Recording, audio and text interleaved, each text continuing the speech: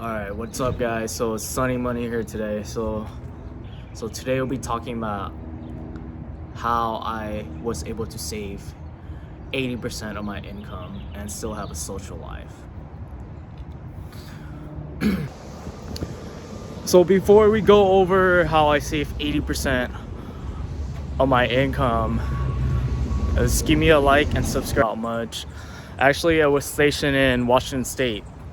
That state is very nice. There's a lot of outdoor stuff that I could have explored. Could have gone to visit Vancouver and in Canada. Well, we're talking about like Washington State here.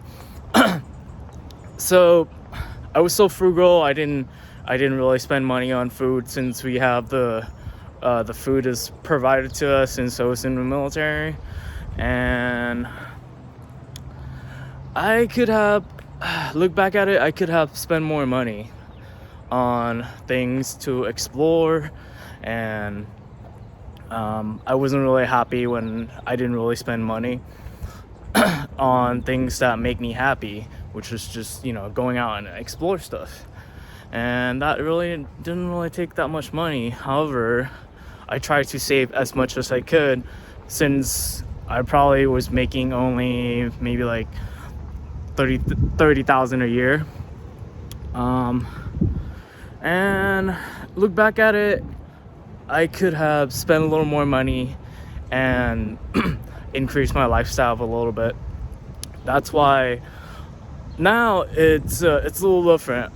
I just spend money on things that make me happy and what's important to me. You don't spend money and you're saving all the money you want, you will eventually get to financial dependent faster, but you will suffer the quality of life, and I don't want that.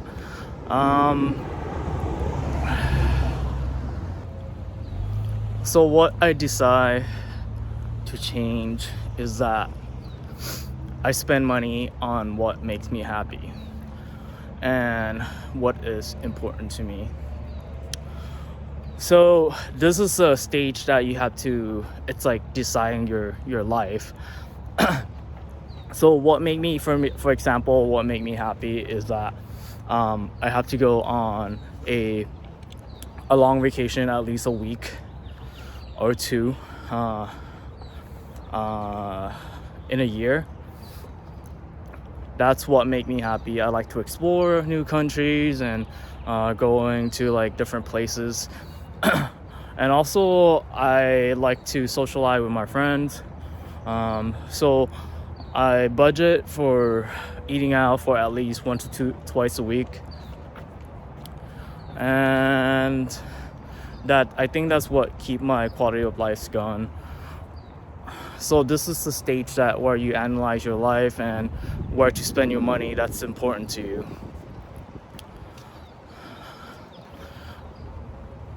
And also that what is not important to you.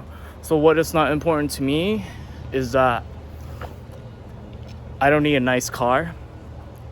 I have a Toyota Corolla that has been driving since 2008. It's super beat up. I have like 106,000 miles on it. But I just need a car that just get me to point A to point B. So I don't really need a nice fancy car.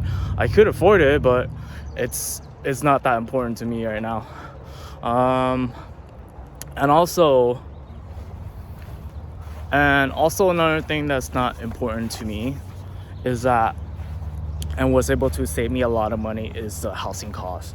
So what I did was that I just rented a room and share a bathroom.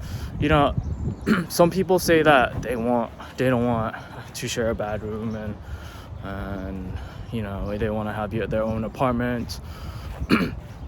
It does cost a lot of money, and that's gonna be a lot of money that you're not gonna be able to save up in a year. Well, you might be able to save maybe another $10,000 more if you were to just rent a room instead of getting an apartment. I could get like a 1-bedroom apartment or a studio but I choose not to because this will save me a lot of money, and I don't really care that much about my being my privacy. And it's just a short-term sacrifice that until I buy a house, and then I might house hack it, but I don't know yet. So this is one of the things that you have to think about. What is important to you and what is not important to you. And this is very important stuff. So after you decide what's important to you, what is not important to you, so you know what kind of money you want to spend on, after that, then you have to budget for your social life.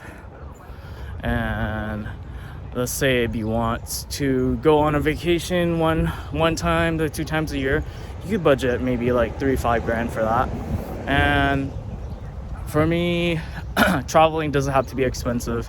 You could just when you plan it accordingly, you could just go on the off season and just get a pretty good deal with your hotels and airplanes tickets and stuff. That's how I've been traveling, and normally it doesn't cost me more than $3-5 grand for like 1 to 2 vacations a year. It is pretty expensive for some people, but for me that's the must. And with my income that I'm making right now, I could able to afford it. And also, so you have to somewhat budget for your going out with your friends once or twice, or 4 times a month. So you have some social life, so you don't really go crazy and still have some let's say a quality of life that you want. So you have to budget for your quality of life, which is like going out with your friends and still being okay spending money on it.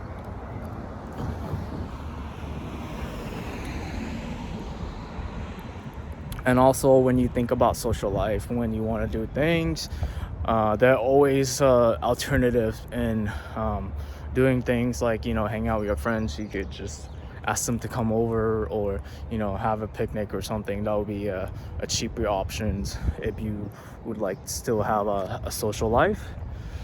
And it's a good option. It's a good alternative that will save you money, and you still kind of being frugal on.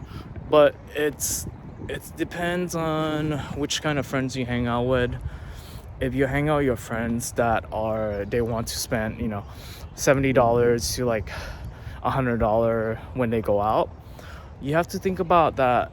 Do you really want to hang out with these people, and are they really important to you? Do you see them part of your future, or you just you feel like you don't need them and you have to cut them out of your life? And so I know saving money and being frugal is good, but what will make the most impact would be increasing your income. So like I say, I own a few rentals, and I also have other investment that I put it in and will make me cash flow. That's why I have more income than my peers that are just working their jobs, and they're just paying all the taxes, and they don't qualify for the deductible that I'm getting. And this is the way that you will able to save more percentage of your income to make more money. Or if you have to do a side hustles that do an Uber, or even make a YouTube videos to make more money, or get a side job that will make you more money, I believe that will make a bigger impact than just being frugal, because what you're able to save is very limited, but your income potential is exponential. So if you guys like it, give me a like and subscribe. Thanks, bye.